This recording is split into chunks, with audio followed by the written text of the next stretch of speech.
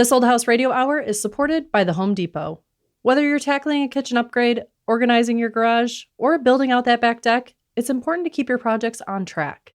Fast, free delivery from the Home Depot makes it easy to keep things moving in the right direction. If you're just starting out or you're stuck in the middle, the Home Depot has same-day and next-day delivery, so you can get what you need fast. Maybe you need a tool, more materials, some extra paint and supplies, or a battery to power your way through that project. Whatever you're working on, get fast, free delivery from the Home Depot. How doers get more done. Order select in-stock items by 4 p.m., subject to availability. From LAist and APM, American Public Media, it's This Old House Radio Hour. I'm your host, Jen Largis. On today's show, learn how to baby-proof your home to keep kids safe, from newborns to toddlers. Any baby gate that goes at the top of a stairwell must be hard-mounted into the wall or the banister. We visit Massachusetts' South Shore, where a weather-beaten beach cottage became the setting for New York Times bestselling author J. Courtney Sullivan's debut novel. For me, moving back to my hometown, it actually has been surprisingly wonderful. Now, there are certain grocery stores I will never enter because every time I do, I'll see someone from 8th grade and it just freaks me out too much. Cheap old houses are back with a railroad-era cottage in Arkansas and a former general store in Pennsylvania. All of this, plus we're answering your home improvement questions at 877-864-7460. Coming up right after the news. Welcome back to This Old House Radio Hour from LAist and APM. I'm your host, Jen Largis. If you're expecting a baby or already have one crawling around the living room, you're likely starting to notice that each item and surface in your home suddenly feels a bit dangerous. Sharp corners, loose cords, top-heavy furniture, it's a lot. But it doesn't have to be overwhelming. Stephanie Lyons, program manager of Cincinnati Children's Comprehensive Children's Injury Center, joins us to walk through the basics of babyproofing. What matters most, what can wait, and how to make your home safer without turning it upside down. Stephanie, welcome to This Old House Radio Hour. Thank you so much for having me. So I want to focus on baby-proofing the home sort of as your baby grows. And I think that there's different things that you need to do at different steps of the way as their milestones occur. So if we're thinking of the moment when you come home from the hospital, the very beginning, what would you say is most important to do right off the bat? We want to make sure that babies are sleeping in their own separate space. So it's important to remember the ABCs of safe sleep. So alone, on their back, and in a crib or bassinet or playpen or something like that's acceptable, something with a firm surface with not a lot of bedding and stuffed animals and all that. So they have somewhere safe to sleep. So what are some of the things that you need to do to your home when you're coming home with your baby? Start thinking about things like carbon monoxide detectors and smoke detectors. So general guidance on those is that you want to have a carbon monoxide and smoke detector on every level of your home and checking the batteries on those every 6 months, which also coincides with daylight saving time. So it's a nice way to remember. Go ahead and hit that test button, make sure that your detectors are working, because those are a couple risks that definitely can occur while you're asleep. And we want to protect the whole family from those risks.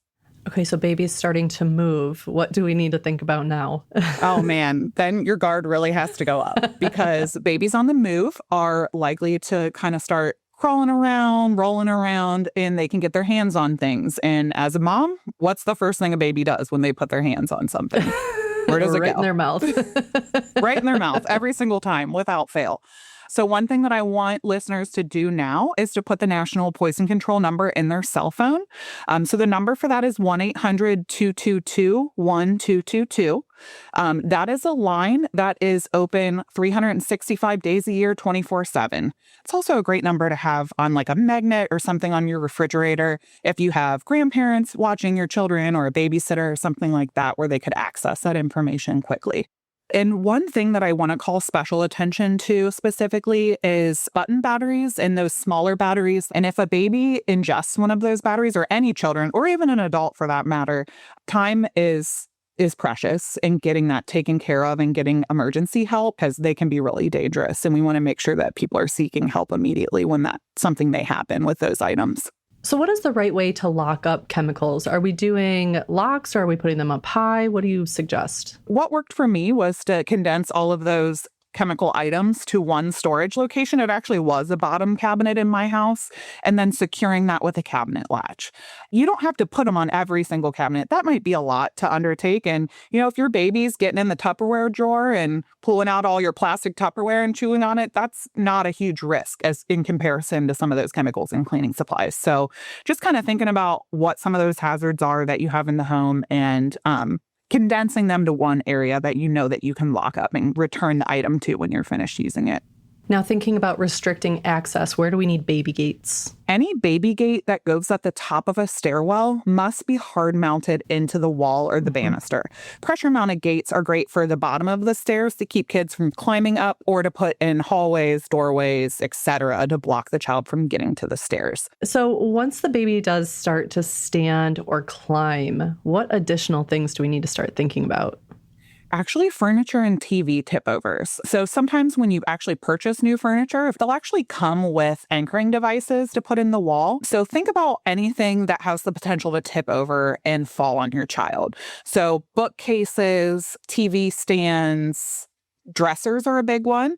We want to think about anchoring those devices to the wall and then those TV tip overs as well. So if it's just a big flat screen TV on a small base, if a child goes up and touches it or if they get excited, they can tip that over and actually get crushed by that TV. And I did some research on that. About 10 kids are seen in the emergency room every day in the United States for a TV tip over. So we want to make sure that we're really paying attention to how those are being utilized in our homes. And if it's at all possible to actually mount them up on the wall securely, that's a good option as well. Okay, so we're in the kitchen and we're thinking about little hands that can reach up and touch maybe appliances. What do we need to think about? Think about things like your stove, making sure your handles are turned in, if at all possible, using those back burners of the stove so that if a child comes up and they put their little hands on top, we want to make sure they're as far away from that burn risk as possible. Some ovens have built-in locks that you can activate when the oven is on or even when it's off and you just want to lock it off. If you don't have that, I actually purchased an aftermarket one that just stuck on the outside of the oven, and I still have that on and use it to this day. So once your baby is on the move, I know electrical outlets become a huge hazard. What is the best way to baby-proof electrical outlets that are lower? Some people wait until their baby starts crawling, and babies are drawn to new things. So if they've never seen that outlet plug on there before, and you put one on when they're in the middle of crawling towards it, they're going to naturally be drawn to that. So there's a lot of different things out there that you can use to childproof them, like the plugs that actually plug into the outlet themselves. There are actual plates that go over the complete outlet, and some of the newer ones even are naturally child repellent to where you have to insert the plug at an angle and really use some force to get it in there. But if you don't have the ability to purchase something or if you're unsure about what to do, another good option is just to remove access completely to that outlet by blocking it with a large piece of furniture. So we end each episode with something called a simple fix, where an expert tells our listeners one thing that makes their life a little bit easier. Do you have a simple fix that you could share with us? Just understand that you don't have to do everything all at once. So it can be a tiered approach, and it doesn't have to be very expensive. Put the poison control number in your phone. Do these little simple things that you can do now that don't cost a lot of money or take a lot of time. And those can really be helpful in protecting your kids in the home. Well, thank you so much for joining us. Thank you so much for having me. That was Stephanie Lyons, Program Manager at Cincinnati Children's Hospital. For more resources, visit their website, www.cincinnatichildrens.org. Right now, we're tackling your DIY and home improvement questions. Call us now at 877-864-7460. That's 877-864-7460. And we'll match you with the right expert. Hello, you're on This Old House Radio Hour. Hi, this is Keenan Pauley from Bedford, New Hampshire. Hi, Keenan. Thanks for calling. What's your question today? Well, we have a colonial house here in New Hampshire. It's about 50 years old. In fact, it's 50 years old this year. One of the renovations we made was to remove all the carpet that was on the ground level and replace it with laminate flooring. And then we did it in stages. Started off in the living room, dining room. When we redid our kitchen, the contractors put it in the kitchen. But the problem is that these roughly half-inch gaps have developed. Basically, the family room floorboards have separated from the kitchen ones. And so the question really is, can we close the gap without having to replace all of the roughly 140 boards in the family room, or do we? We've got Charlie Silva, a builder for the show, and Zach Detmore, a general contractor for the show, on the line. Hi, guys. Hey, how's it going? Zach, what do you think? So, are these gaps on the long edge of the board or the short edge of the board? The short end. Okay. So you've got several gaps that have formed along a run, or is it 1/2 inch gap and everything else along that run is uniform? More of the latter. So all the way across the family, there's probably a total of 20 rows, with each of them having maybe like 7 boards in each row. These are the 5 at the very beginning of what I would call the beginning of the room, where they connect up to the what was previously the kitchen floorboards. And so those 5 rows have got this little gap. All right. Have you seen this, Charlie? What do you think? My question is this is a floating floor? Yeah, it's one of those. Yeah. Yeah, it's like what is that? Yes, I know what you mean. Yeah. So Pierogies. It's like that. Yeah. Yeah, they float Yep. above the floor. So great question on Zach's end. Was it on the short end or the long end of the board? So I'm going to blame the install, right? I mean, everything expands and contracts, right? I think you said something that was like a 1/2 inch gap. That's a lot, right? But Yeah, well, that's where, but it's probably a little bit less, maybe like 3/8 of an inch. You definitely can see between the 2 boards. right. So does it ever get closer? Does this move back and forth, or is it stuck like this? At this point, it's stuck like this. It really never closed sometimes they glue board to board, so it'll be tougher.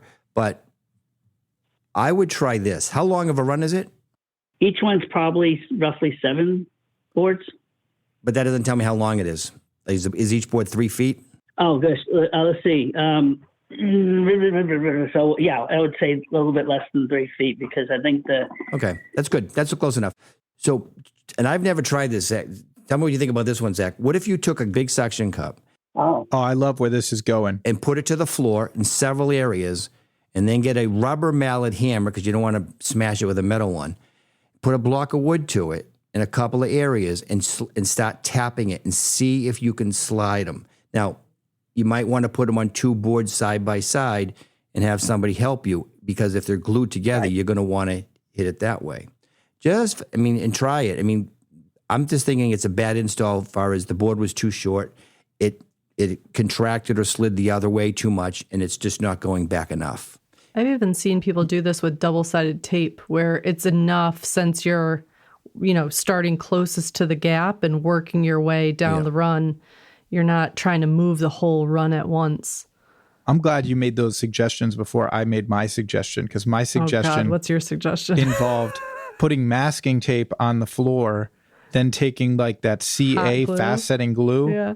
and gluing a block to the masking tape, which sounds way more complex than a suction cup or double-sided tape at this point. But I mean, still a good idea. I mean, So with the double-sided tape, because I've got some of that out in the garage, you're saying like take a couple pieces of double-sided tape and then put a board on top of the maybe like a 2x4 on top of the double-sided tape, and then just basically tap that 2x4 and see if it'll give me the strength I need to move the board. yep. And to Charlie's point, you're starting closest to the gap. So you're not trying to move the whole run. You might work closest to the gap, maybe 2 boards side by side if they're glued together, so you're not breaking that joint between them. I'm greedy. I do the whole thing at once. Hey, oh, there you go. Yeah. Be aggressive. Why not? Because if you start separating, you could be really screwing up the entire floor. And then set up a video camera. I want to see this in action. yeah. Yeah, okay, good. I can do it. I'll give you Zach's cell phone number right now, and he can forward it to him. Well, thank you so much for calling. We appreciate the phone call. Well, thank you guys. Good luck. After the break, our experts answer more of your home improvement and DIY questions. Call us at 877-864-7460. That's 877-864-7460. Coming up on This Old House Radio Hour from LAist and APM. Stay tuned.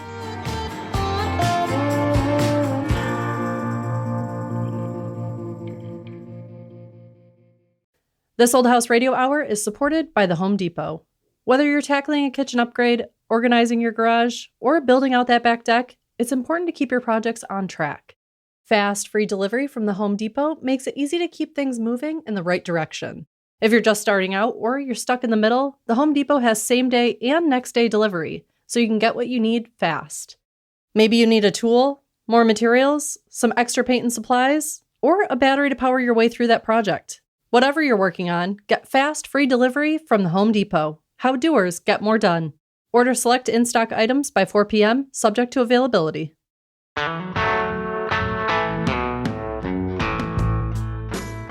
Welcome back to This Old House Radio Hour from LAist and APM. I'm your host, Jen Largis. Before we get back to your calls, we are opening up the phone lines and playing House Rules.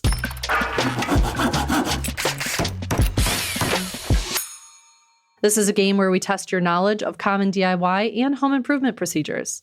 No lifelines, no second chances. Just you, your instincts, and a shot at glory. Hello, you're on House Rules. Hi, this is Brittany Crane calling from Central Kentucky. And Brittany, how handy are you around the house? I like to tackle a few things, nothing too crazy. So Brittany, here's how it works. I'm going to ask 2 multiple choice home improvement questions. If you miss the first one, the game is over. If you get it right, you move on to question 2. Answer both correctly, and you win the ultimate prize, a custom voicemail by This Old House's very own Richard Trethewey. Does that sound good? That sounds great. All right. So Brittany, let's play House Rules. Here is your first question.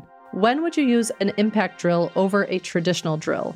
A, screwing into drywall, B, drilling into a surface, or C, driving a fastener or lag bolt? All right, Brittany, what's your answer? I'd say C. All right, you chose C, driving a fastener or lag bolt. To get the right answer, we asked Zach Detmore, a general contractor, for the show, and this was his answer. The correct answer is answer C, driving a fastener or lag bolt. The reason you'd want to use an impact driver instead of a drill is because an impact driver makes it much, much easier because it doesn't directly fatigue your arm because you're not twisted the way you would be with a drill. And that means, Brittany, you are right. Yay! Yeah, nice work. So that means you get to move on to question 2. So here is your final question. If a faucet is not flowing, what is typically the main culprit?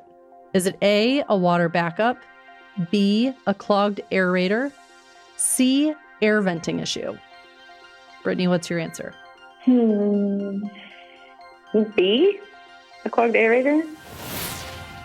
To get the right answer, we asked Richard Trethewey, the show's plumbing expert. If your faucet is not flowing, if it's both the hot and the cold, it tells you there's only one thing it could or should be. And that is, on every single faucet, there's a thing called an aerator. And it's a little screen that screws onto the end of the spout, wherever that faucet is. And they can get clogged. It'll clog on the back side of the screen. And so you open that little screen, you look at the back of it, and you might even find old pieces of Teflon tape on there. If the water can't get out through the aerator, you're out of luck. Brittany, that means you got both answers right. Yay! That means you are this week's House Rules champion. Richard Trethewey is standing by, ready to record your brand new custom voicemail. You just let him know what you wanted to say, and it will be all yours. Thank you. Thanks for playing. Yeah. Want to be on House Rules? It's easy. Call our hotline at 877-864-7460 and leave us a message saying, I want to be on House Rules, along with your name, where you're from, your phone number, and a good time to call you back. Or send us an email at questions@thisoldhouse.com with that same info. We'd love to have you on the show. Right now, we're tackling your DIY and home improvement questions. Call us now at 877-864-7460. That's 877-864-7460. And we'll match you with the right expert. Hello, you're on This Old House Radio Hour. Hi, this is Tom from West Melbourne, Florida. Hi, Tom. Mark McCullough here. Hey, Tom, it's Zach. Hey, Mark. Good talking to you. You too, Tom. Zach? So what's going on with your house there? I have a gutter that was installed. We've had, 3 roofs replaced, and water had seeped into the CBS block. It's stucco on CBS block construction. And the water, leaked inside the house, got into the wood floor, destroyed the drywall. Cracks have formed on the, sort of that window part. Long story short, what I want to do is figure out how to repair that stucco that's in the window, around the window. What would be the best way to do it? So, Tom, it sounds like you've gone through a ton of roofs.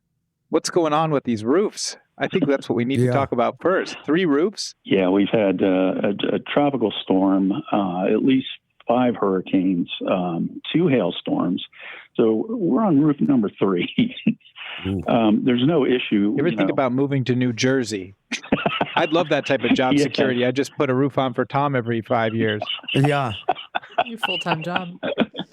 I think Mark is better suited to answer this question. I'm just here to criticize. Yeah.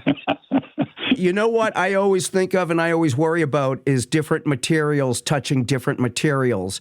So first question for me, Tom, would be, does the stucco go into the window as just stucco, or is there a break from the stucco to the window and the break would be, say, caulking? I believe it looks like it's been caulked. Okay. With it's where the stucco is applied to the CBS block.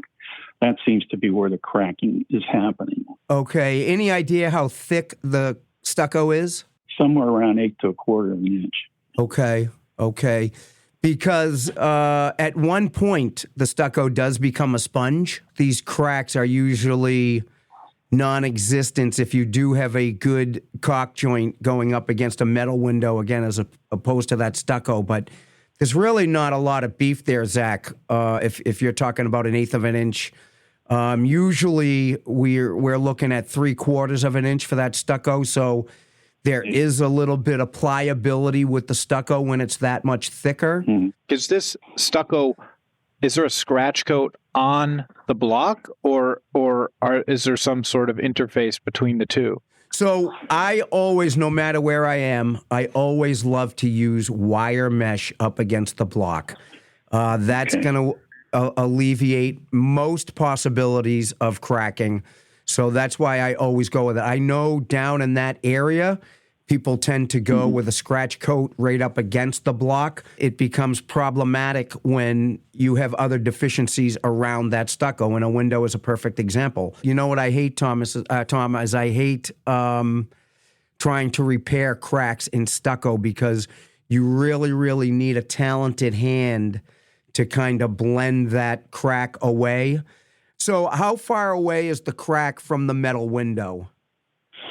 It's about 1.5 inches or so, and the crack goes directly down. It doesn't break out. It doesn't, it doesn't go left or right. It goes straight down. I'm almost leaning towards some sort of sanded acrylic caulk to repair it, and then he can put his money towards another roof next year. Exactly. That might be it, Zach. Like, not all repairs should be well executed. I'll probably get shot for saying that. No. You just lost your job. Uh-oh. We're moving to Florida. You're out. Oh, boy. Well, thank you very much for calling. Hopefully you don't hate us for the answer.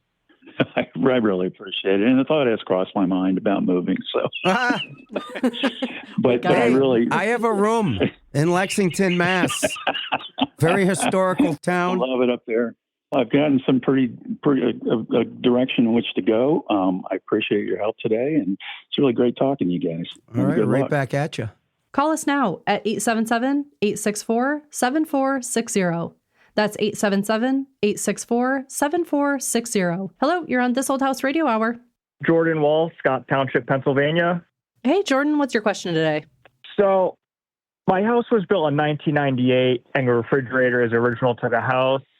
I recently upgraded my refrigerator, and I found out it's 2 inches taller than the old one, so I have to cut the cabinet down for it to fit all the ways.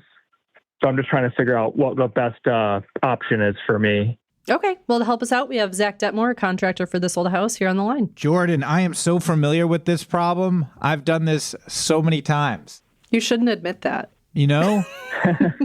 Big Refrigerator doesn't want you to know that they've been slowly growing the last 2 decades.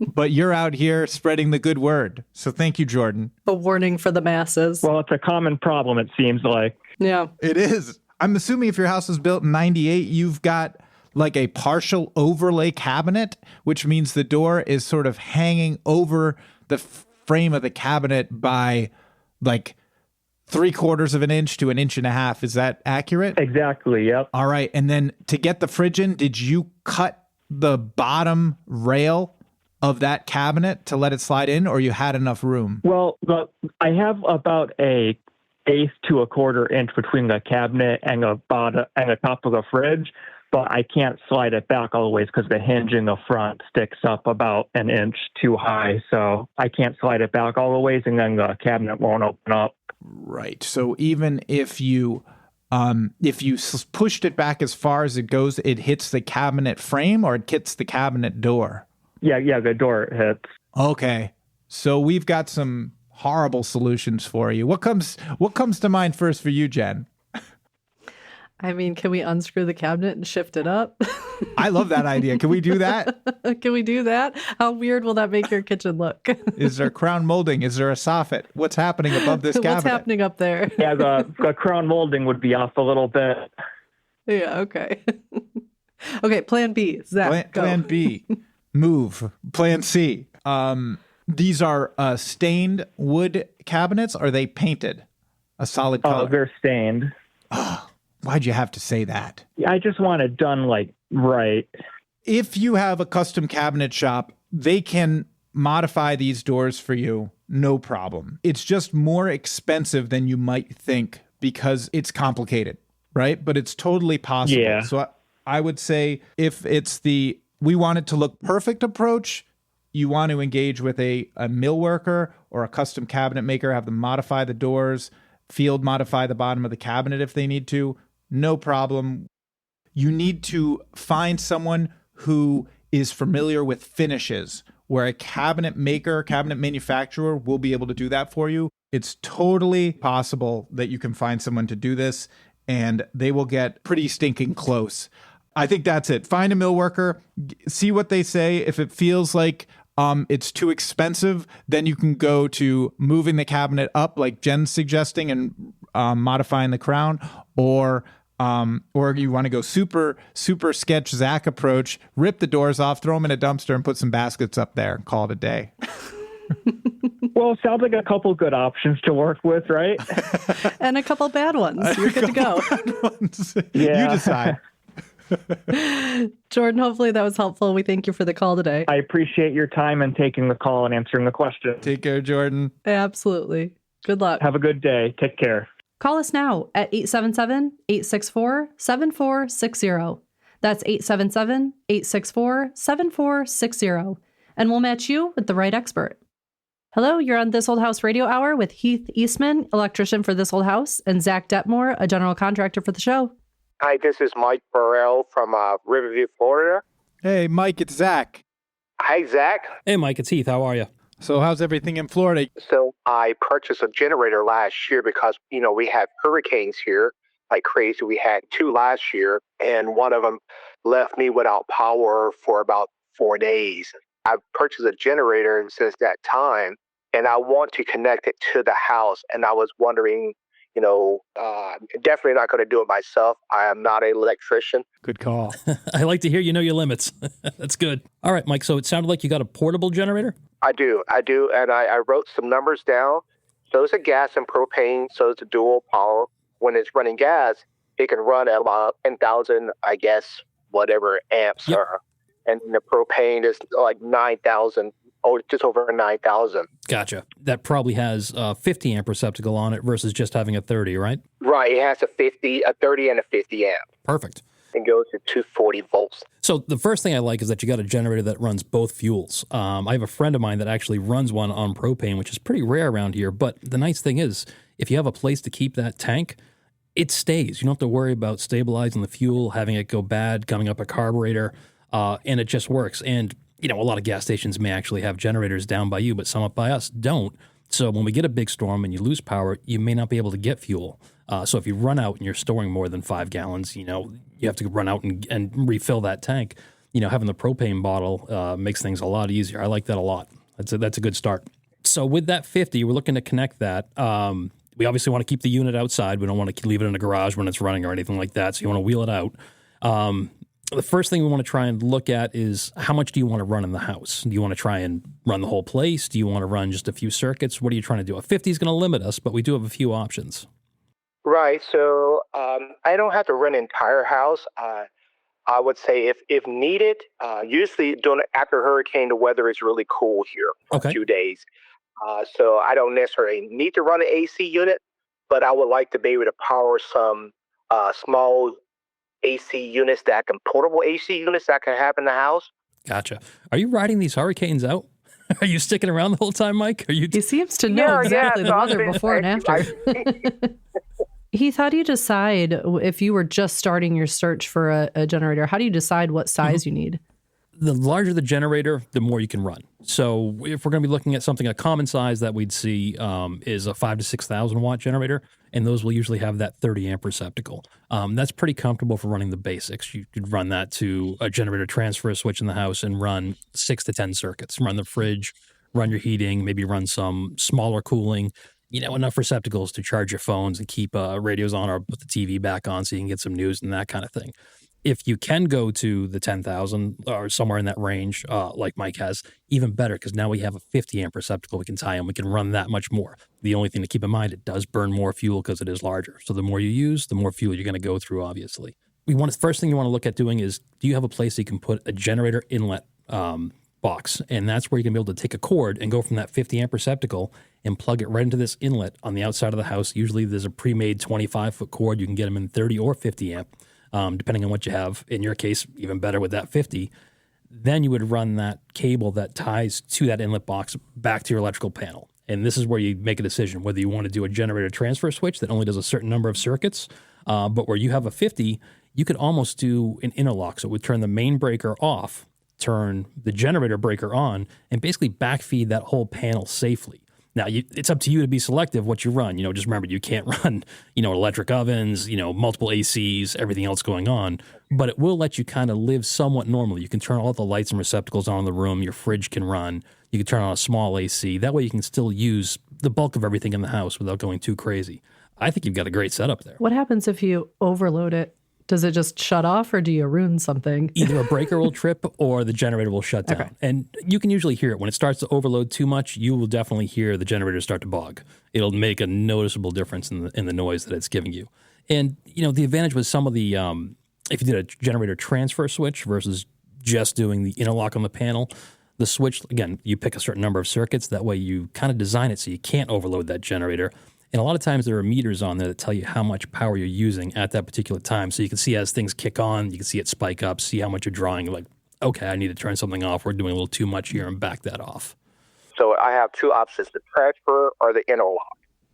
Yeah, I'm a fan of both. I mean, the nice thing is the transfer switch, once it's set up properly and done by an electrician and they've paid attention to how much power everything you're connecting uses, it's pretty much idiot-proof. You're going to plug that generator in, you're going to start it, you're not going to worry about a thing, and whatever is set up to run is going to run for you, and that's great. But to have a little more flexibility, if you could do the interlock, but again, it comes down to you being a little bit responsible and not turning everything on and paying attention to how much you're running. Right. Regarding electricians, should they pull permits for this? Yeah, anytime you're dealing with electricity like that and doing any kind of generator permit. Yeah, no question. Okay. Well, thank you so much for calling in. Thank you, guys. Thank you all. We appreciate the question. Thanks, Mike. Good luck with the generator. Take care. Bye-bye. After the break, Ethan and Elizabeth from Cheap Old Houses take us inside a 150-year-old Pennsylvania general store that just might convince you to leave the city behind once and for all. That's coming up on This Old House Radio Hour from LAist and APM.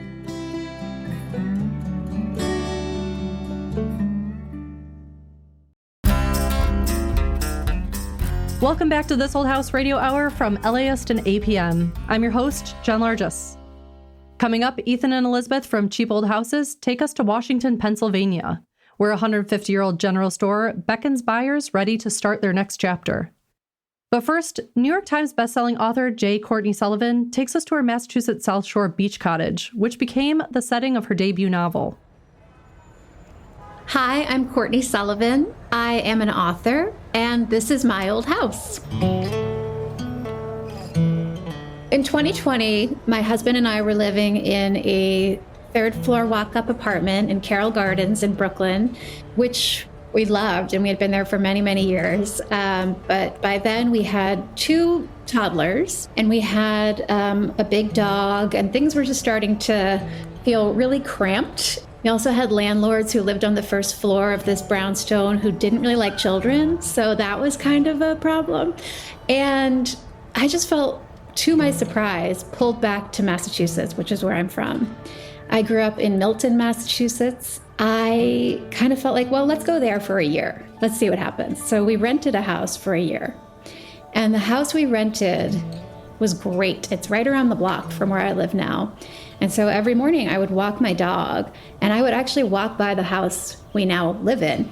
And it was one of my fantasy houses that I loved. You know, it was just old, and it had this beautiful front porch. And nothing was coming on the market at that time, but I had this little fantasy that, you know, I'm going to put a note under the door. I'm going to tell them that I would love to buy their house. And I never did that. Weirdly, when I'm writing a novel, almost every time there is some self-fulfilling prophecy in these books. So I write it and it happens.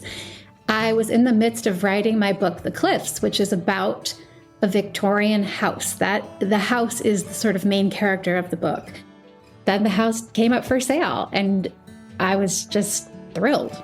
I remember coming to the open house for this house, and I didn't leave. I just kind of stayed for the duration. I was like, well, this is my house. At the end, I was the only person in the house, me and the listing agent. Of course, this is like not how a potential buyer should be talking to a listing agent at all. But he was like, what's wrong? I was like, I'm never going to get it. And I want it so much, but there's no way we'll get this house. And he's like, well, you never know. I mean, he's like encouraging. It was just a very strange conversation. As it turned out, I swear it must have been, I don't know if it was just that particular weekend. A lot of people were away. It was July. This was not a house that had any other offers. So it was kind of magical. Now, it could be because not that many people want to take on a really large old house. There's a lot of stories around this house in the neighborhood. So Miles Connor, who was the thief who was accused of stealing the paintings from the Gardner Museum, whether or not he did or didn't, he definitely did other exciting criminal things, and he lived on this street. So one of my neighbors, when we first moved in, was like, did you know that Miles Connor hid out in the basement of your house? We've never owned a house before. We move in. Day 2, the ceiling caves in. And then I think like week 2, the fridge died and the stove died, and then the dishwasher died. And it was just sort of classic homeownership. I was like, welcome. This is what it's like. I do think it mostly comes back around to this notion of just like, how many repairs do you want to do? What can you take on? All of that. And what can you live with? Because there are quirky elements to this house for sure. And to me, I love that. I love, you know, feeling the sort of story of a house. Every book I've ever written has revolved around a house in some way, or a house has played a role. I think houses are intriguing to me because I love the sort of actual design elements and the beauty of homes and all of that, but also houses are where the real stuff of life happens. You know, that's where we put away pretense and we are our real selves. And so for a novelist, that's just endlessly intriguing. And I'm so fascinated by living in a house where other lives have unfolded. I love the idea that there were other families here before us. So our house was built in 1896.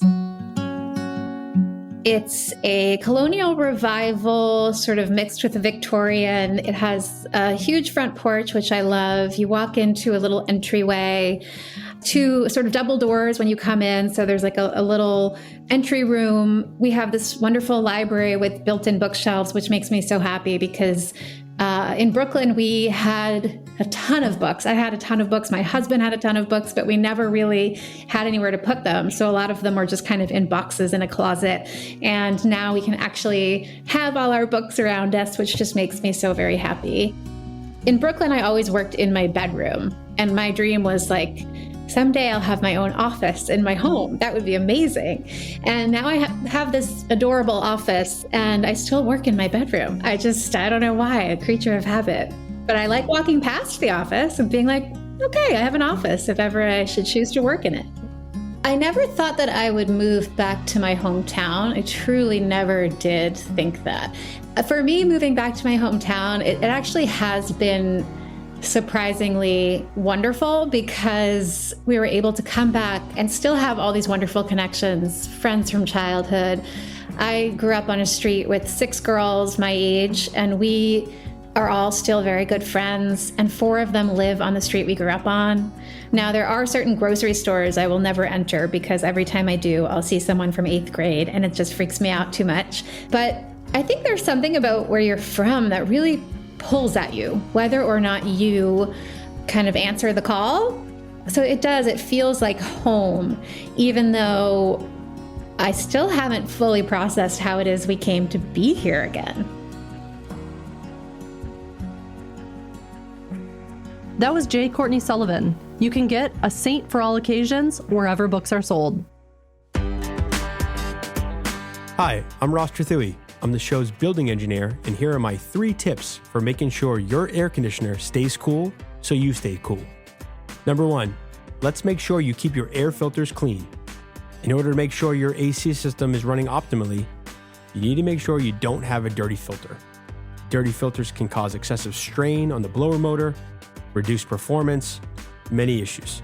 So be sure to check the filter, and if it's dirty, it's going to need to be replaced. Number 2, make sure your condenser is clean of debris. If you have a window unit or a condenser on the outside of your home, you want to make sure it's clear of debris like sticks, leaves, or anything else. Also, it's best to hose down the outdoor unit with water, which can knock off any dirt or any buildup in between the fins.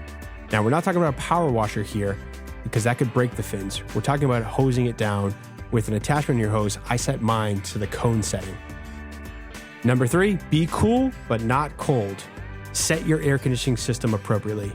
Most homes are going to be set in the cooling mode between 72 and 75 degrees, depending on your climate. As you get lower, the risk of damaging your air conditioner increases. You also could overwork your system, which will reduce its lifespan. You're not cooling your home faster by putting your thermostat all the way down. Your air conditioner will get to the desired temperature at its own pace. With these 3 simple tips, you'll be able to stay cool this summer, and your electric bill will thank you. You're listening to This Old House Radio Hour from LAist and APM. I'm your host, Jen Largess. Right now, we're joined by Ethan and Elizabeth Finkelstein, publishers of Cheap Old Houses, the popular social media account that draws millions of fans, eager to discover homes across America for as little as $10. Together, we'll explore whether these hidden gems become a labor of love or a money pit. Ethan and Elizabeth, thanks for joining us on This Old House Radio Hour. Hi, Jen. Hey, Jen. Also joining us to understand the scope of a possible renovation is This Old House general contractor, Zach Detmore. Hey, Jen. This listing is a historic home built in 1921 with a few modern features, including a roof and new windows. This home sits on a great flat lot and has tons of potential. The rest of the home has solid hardwood floors that would be gorgeous if they were refinished. The home boasts original charm, trim, doors, pocket doors, 10-foot ceilings in the living room, 9-foot in the rest of the house. This 3-bedroom single property is located at 4906 Highway 367 South, McRae, Arkansas. And it could be yours for $35,000. Ethan, can you describe this house for us? This house is a cute little southern house that has a lot of chippy paint. So that's the first thing that you're definitely going to want to take a look at. There's definitely some things to do with this house, but it's a cute little wood shingle and wood clapboard house that is really just in need of it's a little bit of saving. And Elizabeth, what do you see on the inside of this house? This house is amazing. First of all, for $35,000, the amount of detail you're getting in this house is really off the charts. One of the things I love about looking through these photos is that you can see what we now know today as called shiplap, these wide plank boards that are on the wall. And on top of that shiplap, you can see many layers, including some historical wallpaper. And what that's showing us is that shiplap was never meant to be exposed or used as a decorative final finish on a wall. It was always an underlayment for wallpaper. So you would have the shiplap, and then you'd have a layer of like a cheesecloth, and then a historical wallpaper on top of it. And tell us about some of the other hidden gems in this house that are worth paying attention to. There's some tile placed on the ceiling. I'd be very interested to see if that was removed, what would be underneath it. I think you have a lot of the original wallpaper left. I even see wallpaper on the ceiling that seems to be coming off. Was it common to see wallpaper on the ceiling in the past? One of the reasons why there isn't an extensive amount of molding in this house is that Victorians would decorate the walls and the ceilings with wallpaper, and they would really bring out the dimension through the use of wallpaper. And there would be multiple layers, usually 3 layers on a wall, that would continue onto the ceiling. So it was quite common in this era to have wallpaper on the ceiling. So, Zach, if someone is listening to this and thinks that this might be the right house for them, what do they need to do to make it move-in ready? They need to go to the bank and just fill bags and bags of cash. That's step one. It's going to take that much? Well, there's a couple things that concern me with this house. In general, when you see peeling paint, that can be a sign that moisture was present behind the paint, which caused it to break free from whatever it was adhered to. So the fact that that's present in many, many areas on this house makes me concerned that it's had some bulk water management issues, meaning it's rain, water got in there, some plumbing got in there. Another fear I have is it looks like there is a slab that's been poured on the front porch, which is above the water table line or the bottom of the siding. And that can be a common point where water will run in. So I think the question is, if you want to restore this, do you want to return things to be more porches and sleeping porches rather than the whole house considered conditioned space? The nice thing is there's been some renovations, but they haven't been done in a way that you would really feel bad ripping them out. Everything is very threadbare in this house, so I don't think you'd feel too bad, ripping out that acoustical ceiling from the 60s or, really getting back to what was original, because there hasn't been a lot of money invested into a really thorough renovation here. So at least, you're taking on a full home project. Next up, this once general store has been around for nearly 150 years. Now it's ready for its next owner. The main floor is still set up like a general store, but could be transformed into a massive open concept living space with full bath and office. The upper floor is currently an apartment with multiple rooms, kitchen, and full bath. Outside, the wooded lot adds a sense of tranquility, lots of off-street parking, room for a garage, or whatever you need. This beloved general store is located at 605 Lone Pine Road in Washington, Pennsylvania, and could be yours for $100,000. Elizabeth, can you tell us about how this house looks? This is a very cool property that's sitting on a lot that's wrapped on all sides by a road, so it has a really interesting presence on the street. It was originally a one-story general store from the 1880s, and then it got a second story, so it has it almost has a Western feel to it with a parapet on the front, on the top, that doesn't have... Can you explain what a parapet is? Yeah, a parapet is just sort of a faux wall that's sticking up the front. So it looks like there's an additional story on top, but really it's just a facade. And it has a double-decker porch. It has a bus in the back. The verdict is out whether or not that bus comes with it. I do think that that's still in negotiation with the owner. But it has all the workings of a very nostalgic, old-time general store from the outside. So it's a very cool property. And Ethan, at the time of recording, why do you think this has been on the market for 200 days? Sometimes these cheap old houses get a bad rap. Sometimes the images aren't so good. I think this one, it looks like there is a bunch of stuff in this place. It looks like it could have been a store or an antique store or some kind of just place for someone to kind of collect things. I think that may be considering just the amount of stuff that's in there. So I don't know the status of who owned it at one time, and if this stuff comes with the home, and if it's as is, as we like to say in real estate, where the things are just as they are, or if this is going to be cleaned out and taken care of before you move in and purchase the home. Zach, do you think it's possible to bring this home into the modern day? Oh, totally. This is a great one to modify because you have access. So you could sort of heat and condition and re-electrify from either the bottom or the top. So you have sort of a place to run the the new things you need to, wires and ductwork or whatever it is, without necessarily destroying or completely gutting the floor, so it seems. So that's great.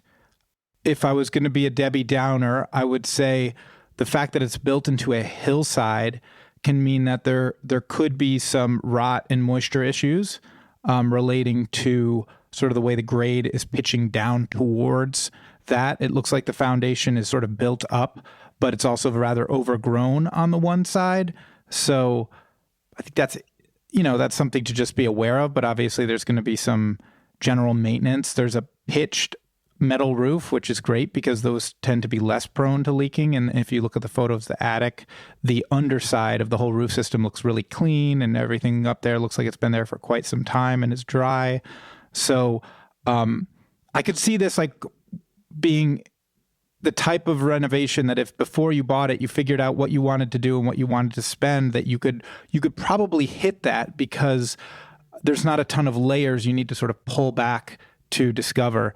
And that bus to me looks like an old Connecticut transportation bus, and it's got all those windows above the other windows. So it's sort of like skylight, like the old, really desirable Volkswagen buses had. So I don't know if that comes with it, but I feel like that's worth something to somebody. That thing is really cool, even if it is a tad dilapidated. Well, thank you guys so much for being here. This is great information. Thank you, Jen. Thanks for having us on. Take care, guys. See you later. That was Ethan and Elizabeth Finkelstein. You can follow Cheap Old Houses on Instagram or subscribe to their newsletter by going to cheapoldhouses.com. We're nearly at the end of the show, which means it's time for the Simple Fix.